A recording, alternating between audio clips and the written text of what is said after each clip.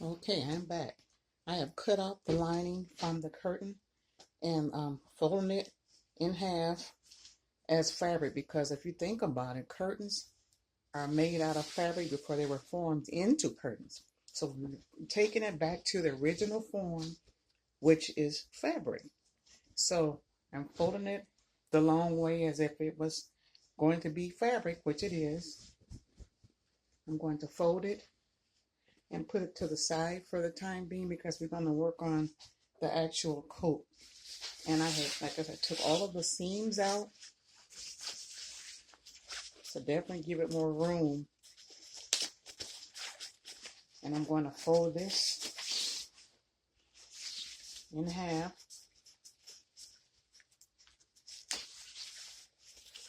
So we're going to make sure we have the width so that we can lay out our patterns to make the coat, pattern pieces. So I'm going to fold it the long way in half and stretch it out here across the table so that we'll have perfectly flat, even fabric so we won't have any problems with the cutting. So this is how it looks. Now we're down to just the fabric.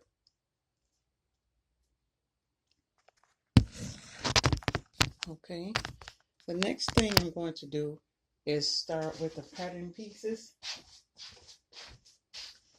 The first piece I'm going to start with is, let's see, this is 9. This is piece 10. This is the bottom half of the coat. It would be like a packing part. This one is to be placed on the center fold. So what I'm going to do is take this part which says fold and place it actually on the fold. If I can move this down so you can see. Place it on the fold. And grab my pins here. Okay. I'm going to pin the lower, this is lower back to the fabric. So now when you think about it, we're no longer working with a curtain, we're actually working with fabric now. This is something that I learned from being struggling, trying to buy things, make things, and you can't afford to buy fabric or you can't afford certain things. This is sewn on a budget and people will never know the difference. And I actually love it. It gives me joy to be able to make something out of something that was totally something else. It gives me makes me feel really good. And that's something that you can't pay to have. Okay, let's see. Let's figure out the best way to lay this out. This is the back. This is the front piece. So I'm just going to fold this, lay this out, and pin this to the pattern, to the paper, sorry. So now we actually have, I'm going to do more pinning, but I'm just trying to be brief. So we have that.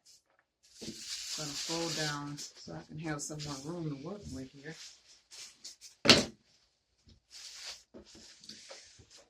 Getting down to the bodice, front, back, facing, and sleeve.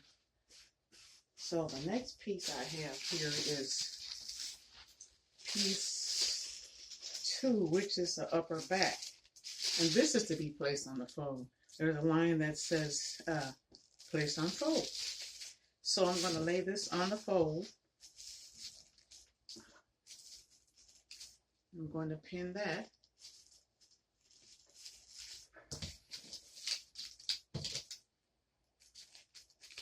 Ensure it's lined up on the fold. Just like I said, briefly put some pins in here, but I'm going to take the time and put a little bit more pins so when I get ready to cut, I won't have anything slipping on me. I need to go and get some more, grab some more pins out of the room. Okay, now the next piece I'm going to put on here is the bodice back.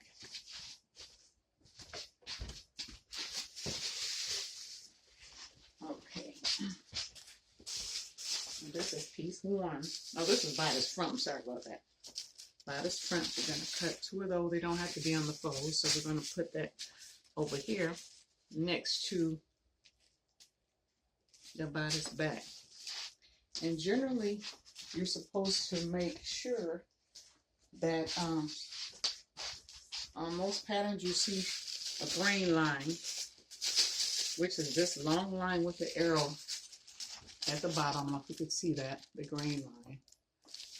When you lay fabric out and lay the pattern on top, you want to make sure, I usually go with the fold. Make sure you start with the grain line and go down to the fold and get your measurement, what it is from there. And then you make sure it's the same thing on the end of it. So make sure that it's the same, so that way it won't be lopsided, it'll be even. So your grain line should be matching on both ends. So I'm going to pin it. I'm going to try it again to make sure that I had not had any slippage on me. 1, 21. Okay, we're good. And next, let's see here. The next piece I'm going to put on here would be the sleeve. So let's see. Gonna fold this down a little bit more to make more room. I don't have a very long table here, so you have to work what you got. So let's see this part here. This is the sleeve, number 6. Here's piece number 6. And there's a grain line again on here with the arrow.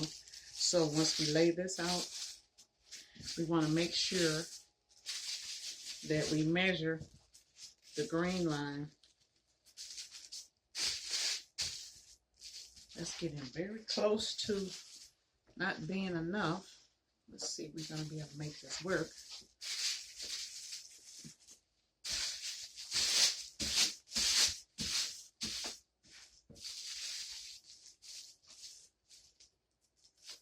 Now this pattern that I